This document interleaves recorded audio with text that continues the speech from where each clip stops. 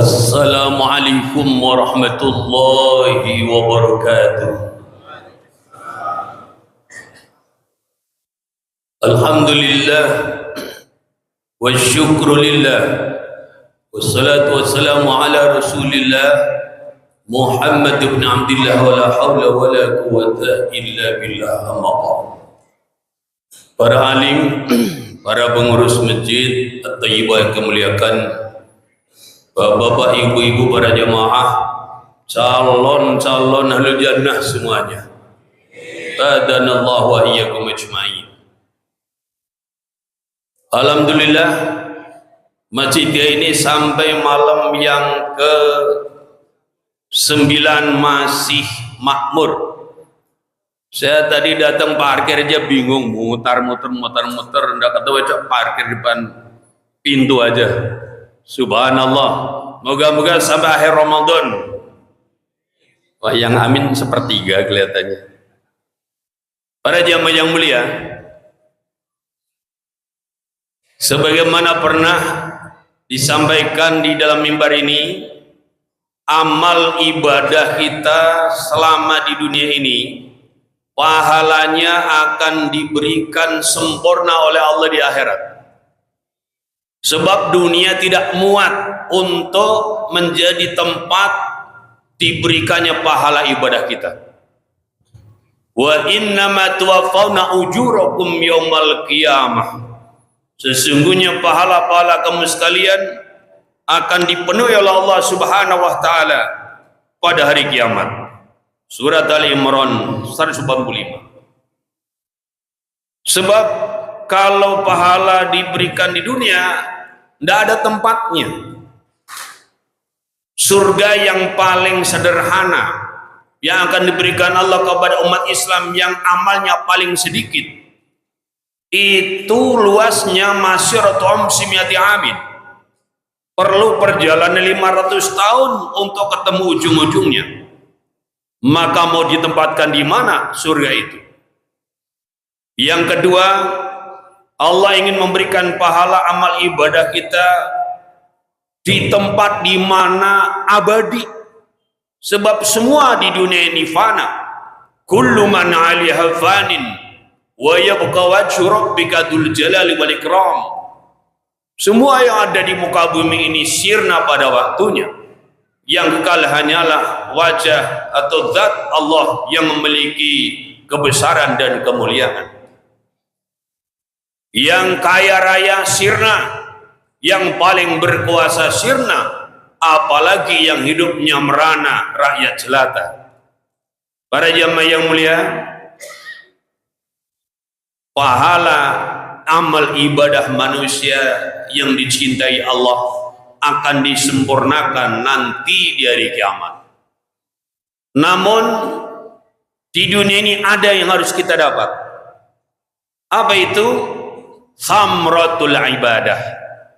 Buah daripada amal ibadah harus kita temukan di dunia ini. Sebab orang yang tidak mampu menemukan buah amalnya di dunia, ia berarti belum mendapatkan tanda bahwa amal ibadahnya terima oleh Allah Subhanahu wa taala. Man wajada samrata amali ajilan fahuwa dalilun ala wujudil qabuli ajilan. Orang yang telah menemukan buah amalnya ketika di dunia, maka itu tanda amalnya diterima oleh Allah Subhanahu wa taala di akhirat nanti. Kalau ada orang beramal tapi buah amalnya belum bisa dipetik di dunia, wallahu a'lam, amal diterima atau tidak. Mungkin diterima, mungkin tidak.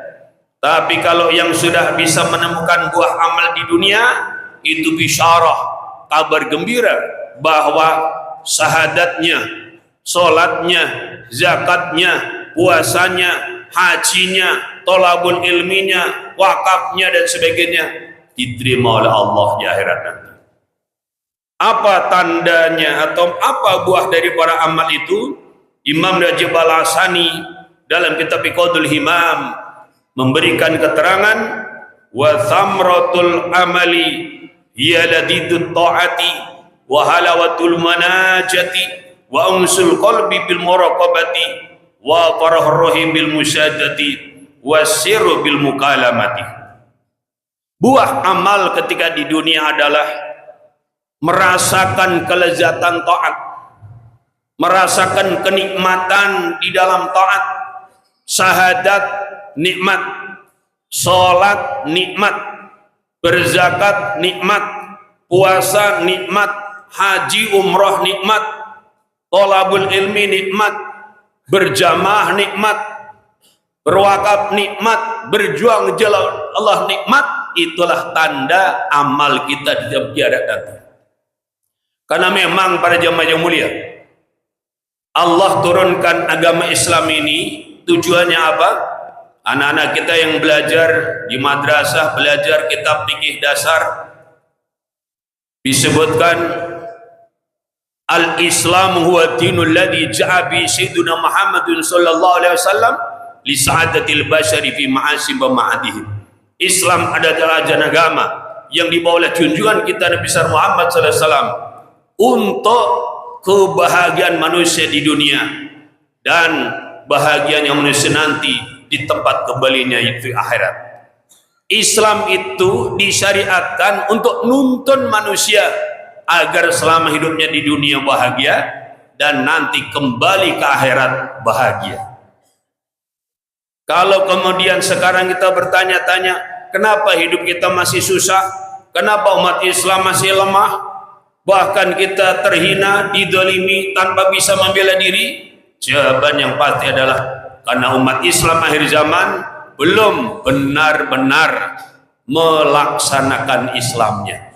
Maka dari itu para jamaah yang mulia, poin yang berikutnya, bila mana kita ini ibadahnya sudah bisa kita petik amalnya, adalah al-hayatut thayyibah wa nufudul kalimah.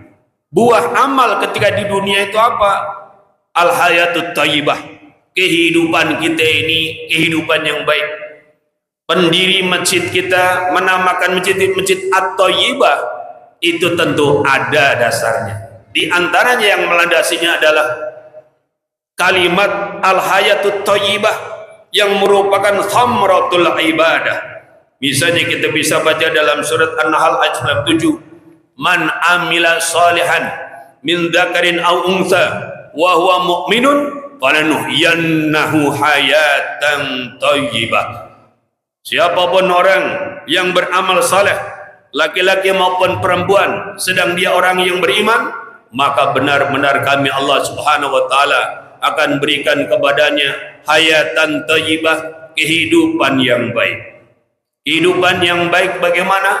Kehidupan yang baik persis seperti yang kita berdoa, dan itu dituntun Allah dalam Al-Quran. Rabbana atina fid dunya hasanah wa fil akhirati hasanah wa qina adzabannar. Baik Tuhan kami, berikanlah kepada kami kehidupan yang baik di dunia, kehidupan yang baik di akhirat, dan selamatkan kami dari adab neraka. Maka para jamaah yang mulia, seandainya kita ini benar-benar beramal ibadah, maka sebelum kita bahagia di akhirat, oleh Allah kita akan dibahagiakan di dunia ini. Itulah kiranya diantaranya hikmah daripada firman Allah Subhanahu wa taala, walau anna ahlal qura amanu wattaqau lafatahna alaihim barakatim minas sama'i wal ard.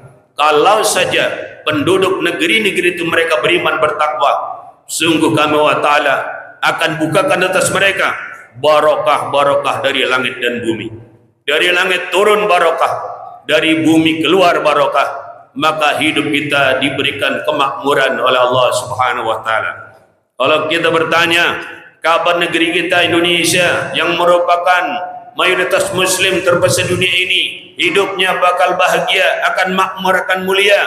Ketika kita umat Islam Indonesia dipimpin oleh para pemimpin kita menegakkan keimanan dan ketakwaan, sehingga buah amalnya mulai bisa kita petik dan nikmati di dunia ini sebelum balasan yang sesungguhnya di akhirat nanti.